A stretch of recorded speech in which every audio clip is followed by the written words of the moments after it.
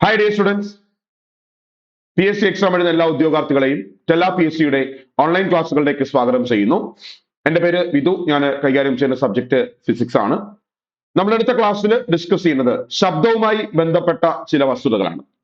ശബ്ദവുമായി ബന്ധപ്പെട്ട് മുൻകാലങ്ങളിൽ P S C ചോദിച്ചിട്ടുള്ളതും ഇനി ചോദിക്കാൻ സാധ്യതയുള്ളതുമായ വസ്തുതകളാണ് നമ്മൾ ഇന്നത്തെ ക്ലാസ്സിൽ പ്രധാനമായിട്ടും ഡിസ്കസ് ചെയ്യുന്നത്.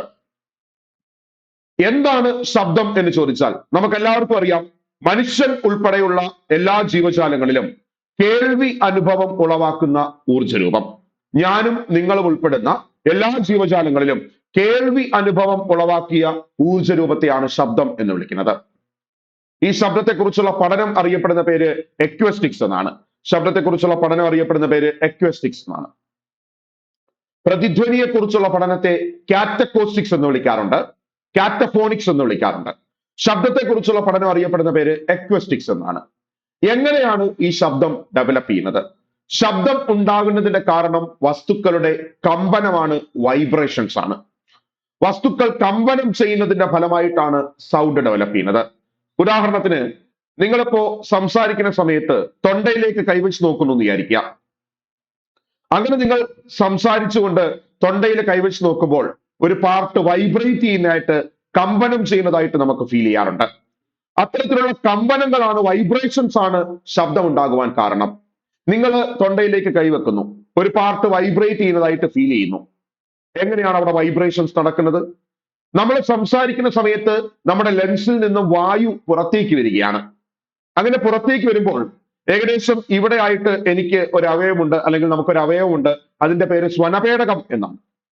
ഈ സ്വനപേടകത്തിനകത്ത് ഈ റബ്ബർ ബാൻഡ് ഒക്കെ വലിച്ചു വെച്ചിരിക്കുന്ന കണക്കൊരു മെമ്പറൈൻ ഉണ്ട്. ആ മെമ്പറൈൻ അറിയപ്പെടുന്ന പേര് സ്വനതന്തു എന്നാണ്, വോക്കൽ കോഡ് എന്നാണ്. ഈ പുറത്തേക്ക് വരുന്ന വായു ഈ സ്വനപേടകത്തിനകത്തിരിക്കുന്ന സ്വനതന്തുവിനെ കമ്പനം ചെയ്യിക്കും, വൈബ്രേറ്റ് ചെയ്യിക്കും. ആ വൈബ്രേഷൻസ് ആണ് എന്ത് ഡെവലപ്പ് ചെയ്യാനുള്ള കാരണം? മനുഷ്യരിൽ ശബ്ദം ഉണ്ടാകുവാൻ കാരണം. ആനയിലും ശബ്ദം ഉണ്ടാകുന്നത് ഇതുപോലെയാണ്. നിങ്ങൾ ഡ്രംസ് നോക്കുകയാണെങ്കിൽ ആ ഡ്രംസില് ആ ഡയഫ്രം വൈബ്രേറ്റ് ചെയ്യുന്നു, കമ്പനം ചെയ്യുന്നു. അതിന്റെ ഫലമായിട്ടാണ് ശബ്ദം ഉണ്ടാകുന്നത്. വീണ, വയലിൻ, ഗിത്താർ തുടങ്ങിയ വാദ്യോപകരണങ്ങൾ നിങ്ങൾ നോക്കുമ്പോൾ അവിടെയെല്ലാം വലിച്ചു കെട്ടിയ കമ്പികളുണ്ട്. ഈ വലിച്ചു കെട്ടിയ കമ്പിയുടെ കമ്പനമാണ് ശബ്ദമുണ്ടാകുവാൻ കാരണം. ഹാർമോണിയം നോക്കുകയാണെങ്കിൽ ഹാർമോണിയത്തിന്റെ പിറകിലായിട്ട് ചില മെറ്റൽ സ്ട്രിപ്പുകളുണ്ട്, ചില ലോഹ തകിടുകളുണ്ട്. ആ ലോഹ തകിടുകളെ വിളിക്കുന്ന പേര് റീഡുകൾ എന്നാണ്. ഈ റീഡുകളുടെ കമ്പനമാണ് ശബ്ദമുണ്ടാകുവാൻ കാരണം. അപ്പൊ ബേസിക്കലി നമ്മൾ അറിഞ്ഞിരിക്കേണ്ട കാര്യം എന്താണ് ശബ്ദമുണ്ടാകുവാനുള്ള കാരണം എന്ന് ചോദിച്ചാൽ, ഇതേപോലെ വസ്തുക്കളുടെ കമ്പനങ്ങൾ, വസ്തുക്കളുടെ വൈബ്രേഷൻസ് ആണ് സൗണ്ട് ഡെവലപ്പ് ചെയ്യാനുള്ള കാരണം. അങ്ങനെ ഡെവലപ്പ് ചെയ്യുന്ന ശബ്ദ തരംഗങ്ങൾക്ക് സഞ്ചരിക്കണമെങ്കിൽ ഒരു മാധ്യമം ആവശ്യമാണ്. ഖരമോ ദ്രാവകമോ വാതകമോ ആയിട്ടുള്ള ഒരു മാധ്യമത്തിന്റെ സഹായം ഉണ്ടെങ്കിൽ മാത്രമേ ശബ്ദ തരംഗങ്ങൾക്ക് സഞ്ചരിക്കാൻ സാധിക്കുള്ളൂ. അതുകൊണ്ട് തന്നെ ശബ്ദത്തെ യാന്ത്രിക തരംഗം എന്നാണ് വിളിക്കുന്നത്. അതിൽ തന്നെ ശബ്ദം അനുദൈർഘ്യ തരംഗവുമാണ്. സോ ശബ്ദ തരംഗങ്ങൾക്ക് സഞ്ചരിക്കുവാൻ മാധ്യമം ആവശ്യമാണ്. അങ്ങനെ ഒരു മാധ്യമത്തിലൂടെ സഞ്ചരിച്ചു വരുന്ന ശബ്ദം നമ്മുടെ ചെവിയിലേക്ക് പ്രവേശിക്കുകയാണ്. നമ്മുടെ ചെവിയിലേക്ക് പ്രവേശിക്കുന്ന എല്ലാ ശബ്ദങ്ങളും നമുക്ക് കേൾക്കാൻ സാധിക്കുന്നതാണോ? ആ വസ്തുതയാണ് നമ്മൾ ഈ ക്ലാസ്സിൽ പ്രധാനമായിട്ടും ഡിസ്കസ് ചെയ്യുന്നത്. അപ്പൊ നമ്മൾ കണ്ടു, ശബ്ദം ഡെവലപ്പ് ചെയ്യുന്നതിന്റെ കാരണം വസ്തുക്കളുടെ കമ്പനമാണ്. വസ്തുക്കൾ കമ്പനം ചെയ്തതിന്റെ ഫലമായിട്ടാണ് ശബ്ദം ഉണ്ടായത്. അത്തരം ശബ്ദങ്ങൾക്ക് സഞ്ചരിക്കുവാനായിട്ട് ഖരമോ ദ്രാവകമോ വാതകമോ ആയിട്ട് ഒരു മാധ്യമം ആവശ്യമാണ്. അതുകൊണ്ട് തന്നെ ശബ്ദത്തെ വിളിക്കുന്ന പേര് യാന്ത്രിക തരംഗം എന്നാണ്. യാന്ത്രിക തരംഗത്തിൽ തന്നെ അനുദൈർഘ്യ തരംഗമാണ് ശബ്ദം. ഇനി ആ ശബ്ദം നമ്മുടെ ചെവിയിലേക്ക് പ്രവേശിക്കുകയാണ്. കമ്പനത്തിലൂടെ ഡെവലപ്പ് ചെയ്ത് മാധ്യമത്തിലൂടെ സഞ്ചരിച്ച് ശബ്ദം നമ്മുടെ ചെവിയിലേക്ക് പ്രവേശിക്കുന്നു. അങ്ങനെ നിങ്ങളുടെ ചെവിയിലേക്ക് പ്രവേശിക്കുന്ന എല്ലാത്തരം ശബ്ദങ്ങളും നിങ്ങൾക്ക് കേൾക്കാൻ സാധിക്കുന്നതാണോ, ഓർ നമുക്ക് കേൾക്കാൻ സാധിക്കുന്നതാണോ? ഈ വസ്തുതയാണ് നമ്മൾ ഈ ക്ലാസ്സിൽ പ്രധാനമായിട്ടും ഡിസ്കസ് ചെയ്യുന്നത്.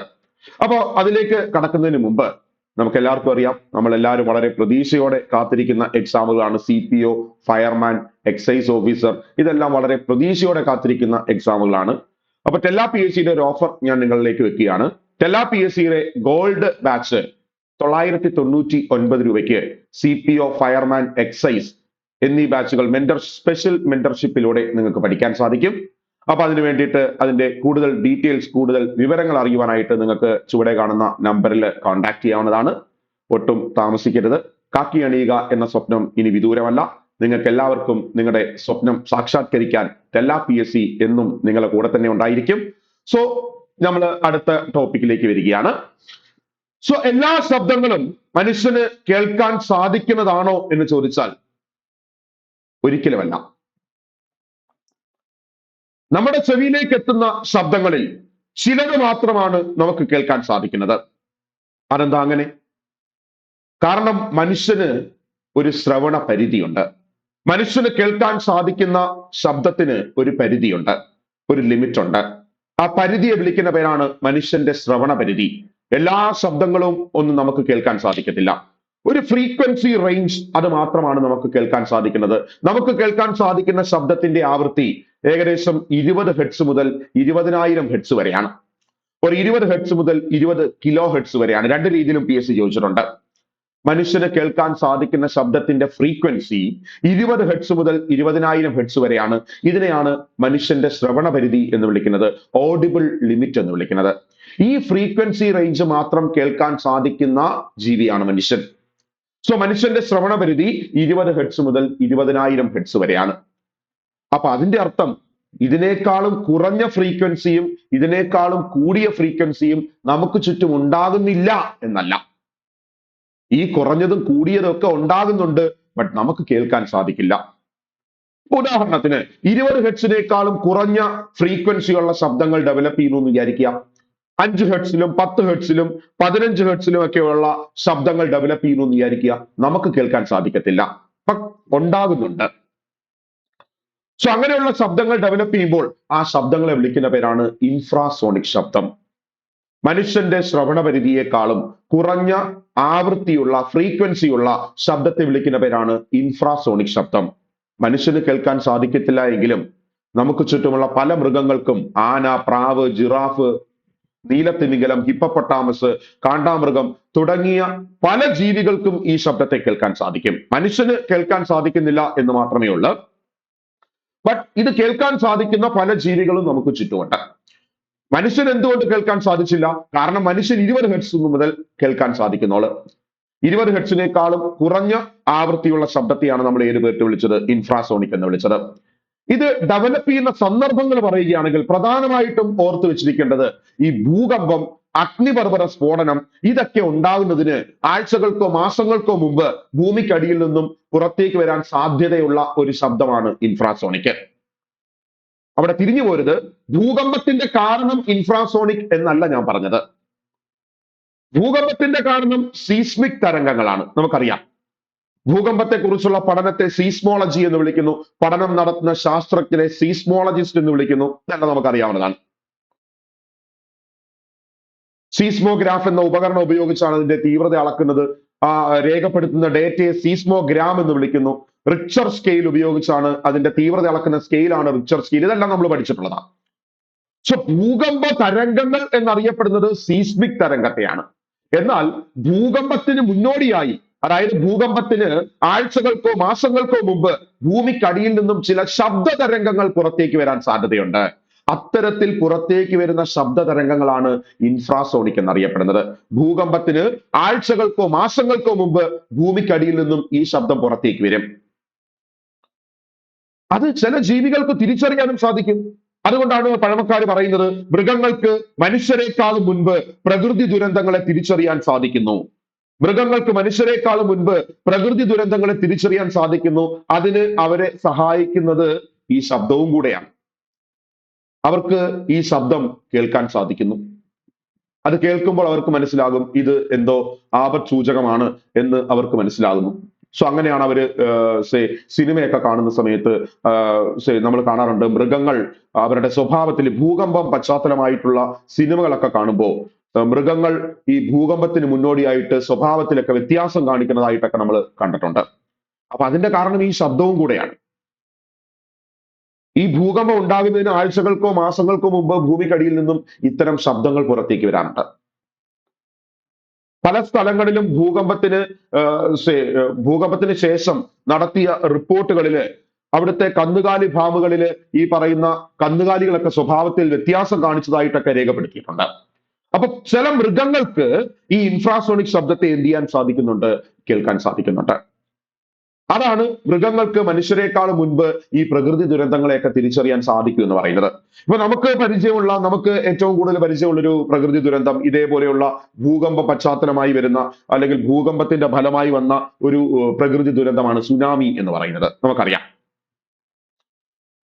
അപ്പൊ ഈ സുനാമി എന്ന് പറഞ്ഞാല് കടലിനടിയിലോ അന്യദേശങ്ങളിലോ ഒക്കെ ഉണ്ടാകുന്ന ഭൂകമ്പത്തിന്റെ ഫലമായി നമ്മുടെ തീരപ്രദേശത്തേക്ക് എത്തുന്ന ഭീമൻ തിരമാലകളെയാണ് സുനാമി തിരമാലകൾ എന്ന് വിളിക്കുന്നത്. ജാപ്പനീസ് പദമാണ്.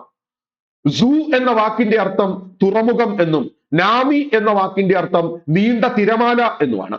സോ തുറമുഖത്തെ നീണ്ട തിരമാല എന്ന അർത്ഥം വരുന്ന ഒരു വാക്കാണ് സുനാമി. ഓക്കെ, അപ്പൊ സുനാമി ജാപ്പനീസ് പദമാണ്. ഈ ജപ്പാനില് ആദ്യകാലങ്ങളിൽ ഉണ്ടായിരുന്ന ഒരു വിശ്വാസമുണ്ട്. അവിടെ ഈ കടലിനടിയിൽ മാത്രം കണ്ടുവരുന്ന ഒരു മത്സ്യം ഉണ്ടായിരുന്നു. അതിന്റെ പേര് നമാസു എന്നാണ്. അവർ ആദ്യകാലങ്ങളിൽ വിശ്വസിച്ചിരുന്നത് ഈ നമാസു എന്ന് പറയുന്ന ഈ മത്സ്യമാണ് ഈ ഭീമൻ തിരമാലകൾക്ക് കാരണം, ഈ സുനാമി തിരമാലകൾക്ക് കാരണം. അങ്ങനായിരുന്നു അവരുടെ ആദ്യകാലങ്ങളിലെ വിശ്വാസം. ഈ മത്സ്യത്തെ കാണുന്നത് പോലും ദുസൂചകമായിട്ടാണ് അവര് അന്ന് കരുതപ്പെട്ടിരുന്നത്. കാരണം എന്നൊക്കെ അവിടെ സുനാമി തിരമാലകളെ കണ്ടിട്ടുണ്ടോ അന്നൊക്കെ ഈ മത്സ്യത്തെ സമുദ്രത്തിന്റെ ഉപരിതലത്തിൽ കാണാൻ സാധിച്ചിട്ടുണ്ട്. അപ്പൊ അവരുടെ വിചാരം ഈ മത്സ്യം സമുദ്രത്തിന്റെ ഉപരിതലത്തിൽ വന്നിട്ട് അതിന്റെ വാലൊക്കെ ശക്തമായിട്ട് വെള്ളത്തിലിട്ട് തട്ടുമ്പോഴാണ് ഇതുപോലെയുള്ള വലിയ തിരമാലകൾ രൂപപ്പെടുന്നത്. അങ്ങനെയായിരുന്നു അവർ വിശ്വസിച്ചിരുന്നത്. ഞാൻ പറയുന്നത് ടെക്നോളജിയൊക്കെ ഡെവലപ്പ് ചെയ്യുന്നതിന് മുമ്പുള്ള കാര്യമാണ്. ടെക്നോളജി ഡെവലപ്പ് ചെയ്യുന്നതിന് മുൻപ് സുനാമിയുടെ സാധ്യത പ്രപഞ്ചം നമുക്ക് കാണിച്ചു തന്നത് നമാസു എന്ന് പറയുന്ന സമുദ്രത്തിന്റെ അടിത്തട്ടിൽ കണ്ടുവന്ന ഈ മത്സ്യം സമുദ്രത്തിന്റെ ഉപരിതലത്തിൽ വന്നതുകൊണ്ടാണ്. സമുദ്രത്തിന്റെ അടിത്തട്ടിൽ കണ്ടുവന്നിരുന്ന മത്സ്യം സമുദ്രത്തിന്റെ ഉപരിതലത്തിൽ വരുന്നു. അത് പ്രകൃതി നമുക്ക് കാണിച്ചു തന്ന എക്സാമ്പിൾ ആണ്. പ്രകൃതി നമുക്ക് കാണിച്ചു തന്ന സൂചനയാണ്. പ്രകൃതി ദുരന്തത്തിന്റെ സൂചനയാണ് ടെക്നോളജിയൊക്കെ ഡെവലപ്പ് ചെയ്യുന്നതിന് മുൻപ്. എന്നാൽ ഇന്ന് ടെക്നോളജി ഡെവലപ്പ് ചെയ്തപ്പോൾ സുനാമി മുന്നറിയിപ്പ് സംവിധാനങ്ങൾ നമ്മൾ സ്ഥാപിച്ചു.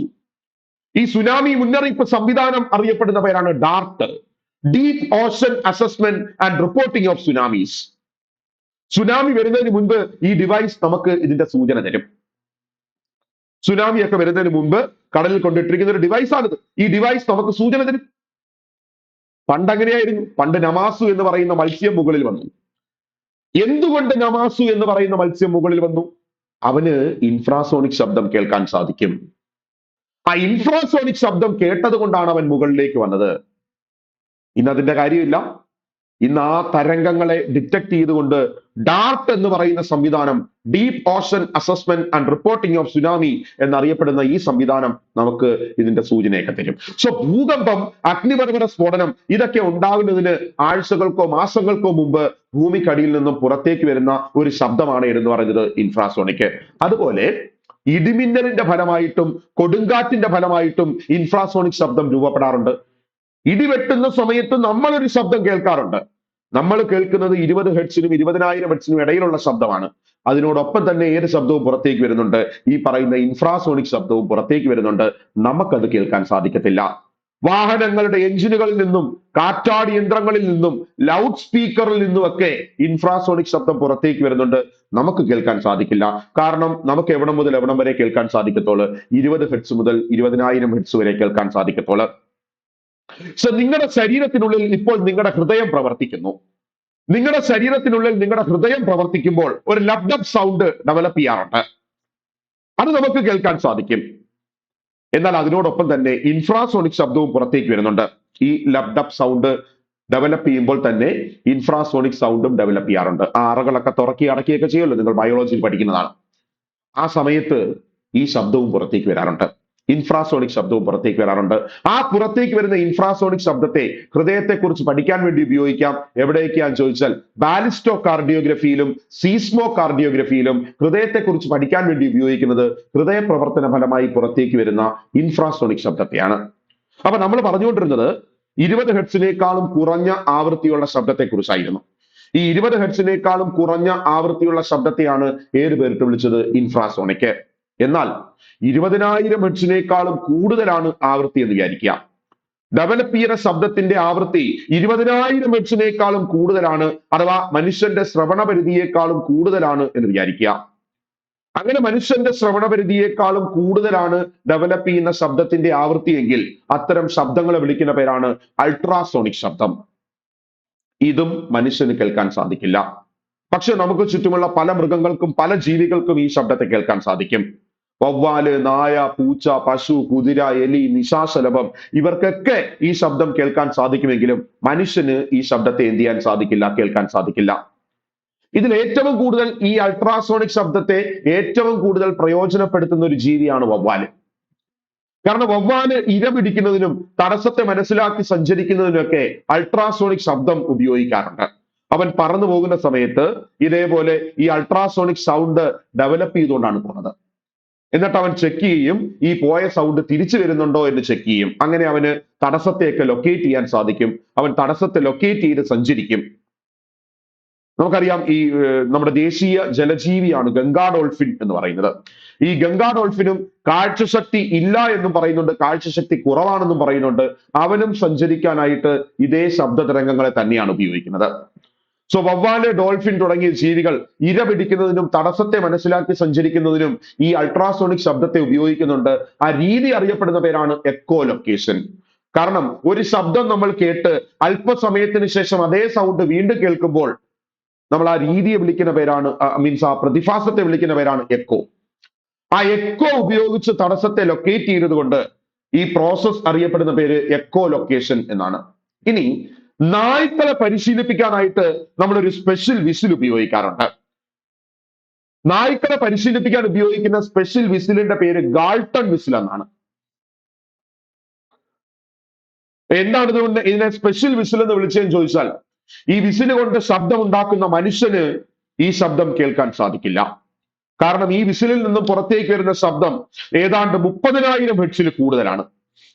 30,000 ഹെർട്സിൽ കൂടുതലായതുകൊണ്ട് മനുഷ്യന് കേൾക്കാൻ സാധിക്കില്ല. കാരണം മനുഷ്യന്റെ ശ്രവണപരിധി 20,000 ഹെർട്സ് വരെയാണ്. എന്നാൽ നായക്ക് ഇത് കേൾക്കാൻ സാധിക്കും. കാരണം നായയുടെ ഓഡിബിൾ ലിമിറ്റ് ഏതാണ്ട് 45,000 ഹെർട്സ് വരെ പോകുന്നുണ്ട്. അതുകൊണ്ട് മനുഷ്യന് കേൾക്കാൻ സാധിക്കത്തില്ല എങ്കിലും നായ്ക്കൾക്ക് ഈ സൗണ്ട് കേൾക്കാൻ സാധിക്കും. സോ നായ്ക്കളെ പരിശീലിപ്പിക്കാനായിട്ട് ഈ വിസിൽ ഉപയോഗിക്കുന്നുണ്ട്. പ്രധാനമായിട്ടും മിലിറ്ററി പർപ്പസ് ഡോഗ്സിനെയും അതുപോലെ തന്നെ സർക്കസിൽ ഉപയോഗിക്കുന്ന നായ്ക്കളെയും ഒക്കെയാണ് ഇതേപോലെ ഗാൾട്ടൺ വിസിൽ ഉപയോഗിച്ച് ട്രെയിൻ ചെയ്യിക്കുന്നത്. കാരണം ഈ രണ്ട് സന്ദർഭങ്ങളിലാണ് മനുഷ്യൻ കേൾക്കാതെ ചില സിഗ്നലുകൾ നായ്ക്കൾക്ക് പാസ് ചെയ്യേണ്ടതായിട്ട് വരുന്നത്. സോ അത്തരം സന്ദർഭങ്ങളിൽ അവരെ ട്രെയിൻ ചെയ്യിക്കാൻ ഉപയോഗിക്കുന്ന വിസിലാണ് ഗാൾട്ടൺ വിസിൽ എന്ന് പറയുന്നത്. ആ ഗാൾട്ടൺ വിസിലിൽ നിന്നും പുറത്തേക്ക് വരുന്ന ശബ്ദം അൾട്രാസോണിക് ആണ്. സ്കാനിങ്ങിന് ഈ ശബ്ദത്തെ ഉപയോഗിക്കാറുണ്ട്. ഉദാഹരണത്തിന് നമുക്ക് ഗർഭപാത്രത്തിനകത്തുള്ള ഒരു കുട്ടിയുടെ വളർച്ചയൊക്കെ അനലൈസ് ചെയ്യണമെന്ന് വിചാരിക്കുക. നമ്മൾ സ്കാൻ ചെയ്യാറുണ്ട്. ശബ്ദം ഉപയോഗിച്ചുള്ള സ്കാനിങ് ആണ് അവിടെ നടത്തുന്നത്. ഏത് ശബ്ദമാണ് ഉപയോഗിക്കുന്നത് എന്ന് ചോദിച്ചാൽ അൾട്രാസോണിക് ശബ്ദമാണ് അവിടെ ഉപയോഗിക്കുന്നത്. അത്തരം സ്കാനിങ് അറിയപ്പെടുന്ന പേരാണ് അൾട്രാസൗണ്ട് സ്കാനിങ് ഓർ അൾട്രാസോണോഗ്രഫി എന്ന് വിളിക്കാറുണ്ട്. ആ കുട്ടിയുടെ വളർച്ചയൊക്കെ അനലൈസ് ചെയ്യാനായിട്ട് നമ്മൾ നടത്തുന്ന സ്കാനിങ് ആണ്. അതുപോലെ ഹൃദയത്തിന്റെയും അതിലൂടെയുള്ള രക്തത്തിന്റെ ഒഴുക്കും ഒക്കെ ചിത്രീകരിക്കാനായിട്ട് ഈ അൾട്രാസോണിക് ശബ്ദം ഉപയോഗിക്കുന്നുണ്ട്. ആ സാങ്കേതിക വിദ്യയെ വിളിക്കുന്ന പേര് എക്കോ കാർഡിയോഗ്രഫി എന്നാണ്. ഈ എക്കോ കാർഡിയോഗ്രഫി എന്ന് പറയുമ്പോൾ ഹൃദയത്തിന്റെയും അതിലൂടെയുള്ള രക്തം നിങ്ങൾക്ക് ഇപ്പൊ കാണാൻ സാധിക്കുന്നുണ്ട്. ഹൃദയത്തിന്റെയും അതിലൂടെയുള്ള രക്തത്തിന്റെ ഒഴുക്കുമൊക്കെ ചിത്രീകരിക്കുന്ന സാങ്കേതിക വിദ്യയാണ് എക്കോ കാർഡിയോഗ്രഫി. എക്കോ കാർഡിയോഗ്രഫിയിൽ ഉപയോഗിക്കുന്ന ശബ്ദം അൾട്രാസോണിക് ആണ്. ഈ എക്കോ കാർഡിയോഗ്രഫി വാക്ക് കേട്ടോണ്ട് പെട്ടെന്ന് ECG ആണ് എന്ന് പറഞ്ഞു കളയരുത്. ECG എന്ന് പറഞ്ഞാൽ നമുക്കറിയാം ഇലക്ട്രോ കാർഡിയോഗ്രാം. അതായത് എന്റെ ഹൃദയം പ്രവർത്തിക്കുന്ന സമയത്ത് ചില ഇലക്ട്രിക്കൽ സിഗ്നലുകൾ പുറത്തേക്ക് വരുന്നുണ്ട്. ആ ഇലക്ട്രിക്കൽ സിഗ്നലുകൾ പ്ലോട്ട് ചെയ്ത് കാണിക്കുമ്പോൾ ആ പ്ലോട്ട് ചെയ്യുന്ന ഗ്രാഫ് അതിനെയാണ് ECG എന്ന് വിളിച്ചത്. ഇതല്ല, ഇത് ഹൃദയത്തിന്റെ ആ ഒരു പ്രവർത്തനം നമ്മൾ കാണുകയാണ്, ചിത്രീകരിക്കുകയാണ്. ആ രീതിയെ വിളിക്കുന്ന പേരാണ് എക്കോ കാർഡിയോഗ്രഫി. സോ എക്കോ കാർഡിയോഗ്രഫിയിൽ ഉപയോഗിക്കുന്നത് അൾട്രാസോണിക് ശബ്ദത്തെയാണ്. നേരത്തെ ഞാൻ പറഞ്ഞിരുന്നു ബാലിസ്റ്റോ കാർഡിയോഗ്രഫിയിലും സീസ്മോ കാർഡിയോഗ്രഫിയിലും പ്രയോജനപ്പെടുത്തിയ ശബ്ദം ഇൻഫ്രാസോണിക് ആണ്. എക്കോ കാർഡിയോഗ്രഫിയിൽ പ്രയോജനപ്പെടുത്തുന്ന ശബ്ദം അൾട്രാസോണിക് ആണ്. ഇനി നിങ്ങളുടെ വൃക്കയില് കിഡ്നിയിൽ ഒരു സ്റ്റോൺ ഉണ്ടെന്ന് വിചാരിക്കുക. നിങ്ങൾക്ക് ഈ സ്റ്റോണിനെ പൊടിച്ചു കളയണം. അങ്ങനെ ആ സ്റ്റോണിനെ പൊടിച്ചു കളയണമെങ്കിലും നിങ്ങൾക്ക് ഏത് ശബ്ദം ഉപയോഗിക്കാം? അൾട്രാസോണിക് ശബ്ദം ഉപയോഗിക്കാം. സോ സാധാരണഗതിയിൽ ഈ കിഡ്നി സ്റ്റോണിനെ പൊടിച്ചു കളയുന്ന സാങ്കേതിക വിദ്യയെ വിളിക്കുന്ന പേര് ലിത്തോട്രിപ്സി എന്നാണ്. എന്നാൽ അതിന് നിങ്ങൾ അൾട്രാസോണിക് ശബ്ദ തരംഗങ്ങൾ ഉപയോഗിച്ചാണ് ഇതുപോലെ കിഡ്നി സ്റ്റോണിനെ പൊടിച്ചു കളയുന്നതെങ്കിൽ, ഇതേപോലെ പൊടിച്ചു കളയാനായിട്ട് അൾട്രാസോണിക് ശബ്ദമാണ് ഉപയോഗിക്കുന്നതെങ്കിൽ, ശബ്ദ തരംഗങ്ങൾ ഉപയോഗിച്ചുകൊണ്ടാണ് ആ ക്രഷിംഗ് നടക്കുന്നതെങ്കിൽ, നമ്മൾ അതിനെ വിളിക്കുന്ന പേര് ESWL സാങ്കേതിക വിദ്യ എന്നാണ്. Extra corporeal shock wave lithotripsy എന്നാണ് നമ്മൾ ആ സാങ്കേതിക വിദ്യയെ വിളിക്കുന്നത്. സോ കിഡ്നി സ്റ്റോണിനെ പൊടിച്ചു കളയാനായിട്ടും അൾട്രാസോണിക് ശബ്ദത്തെ ഉപയോഗിക്കാറുണ്ട്. ഇനി ഈ കടലിലൂടെ പോകുന്ന കപ്പൽ, ആ കപ്പൽ മത്സ്യക്കൂട്ടത്തിന്റെ സ്ഥാനം മനസ്സിലാക്കുന്നതിനും കടലിന്റെ ആഴം അറിയുന്നതിനും ആ കപ്പലിൽ ഉപയോഗിക്കുന്ന ഒരു സാങ്കേതിക വിദ്യയുണ്ട്. ആ സാങ്കേതിക വിദ്യയെ വിളിക്കുന്ന പേര് സോണാർ എന്നാണ്. ആക്ച്വലി ഇതൊരു ഡിവൈസ് അല്ല, ഇതൊരു ടെക്നോളജിയാണ്. സോണാർ എന്ന് പറയുന്നത് ഒരു ടെക്നോളജിയാണ്. പല പുസ്തകങ്ങളിലും, നമ്മുടെ SCRT ഉൾപ്പെടെയുള്ള പുസ്തകങ്ങളിലും ഒക്കെ ഡിവൈസ് എന്ന പേരിലാണ് എഴുതി വെച്ചിരിക്കുന്നതെങ്കിലും ഇതൊരു സാങ്കേതിക വിദ്യയാണ്. സോണാർ എന്ന് പറയുന്ന സാങ്കേതിക വിദ്യയിൽ ശബ്ദ തരംഗങ്ങൾ ഉപയോഗിച്ചുകൊണ്ടാണ് ഈ ആഴം അളക്കുന്നത്. സോ ആഴം അളക്കാൻ ഉപയോഗിക്കുന്ന, കപ്പലിൽ ആഴം അളക്കാൻ ഉപയോഗിക്കുന്ന സാങ്കേതിക വിദ്യയാണ് sonar. Sound navigation and ranging. ശബ്ദ തരംഗങ്ങളെ പുറപ്പെടുവിക്കുന്നു, അത് തട്ടി തിരിച്ചു വരാൻ എടുക്കുന്ന സമയം നോക്കുന്നു, ആ സമയം വെച്ചിട്ട് ദൂരം കണ്ടുപിടിക്കാൻ സാധിക്കും. ദൂരത്തിന്റെ വേഗതയിലേക്ക് ഇക്വേഷൻ നമ്മൾ പഠിച്ചിട്ടുണ്ട്. ആ ഇക്വേഷൻസ് വെച്ച് നമുക്ക് ഈ പറയുന്ന ആഴം അല്ലെങ്കിൽ അകലമൊക്കെ അളക്കാനായിട്ട് സാധിക്കും. അതിന് ഉപയോഗിക്കുന്ന ശബ്ദം ഈ പറഞ്ഞ അൾട്രാസോണിക് ആണ്.